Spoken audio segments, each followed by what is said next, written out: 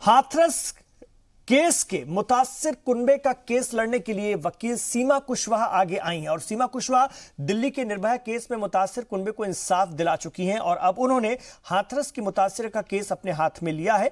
उन्होंने मुतासिर कुनबे के वकालतनामे पर दस्तखत भी किए हैं। वो लगातार मुतासिर कुनबे के राब्ते में है।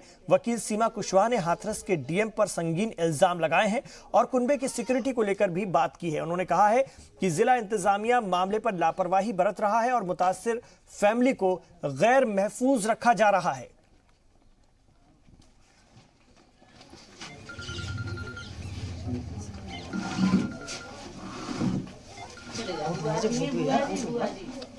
तो मशहूर वकील हैं सीमा कुशवाहा जो कि मुतासिर कुनबे से मिलने पहुंची और उनका केस अपने हाथ में लिया है।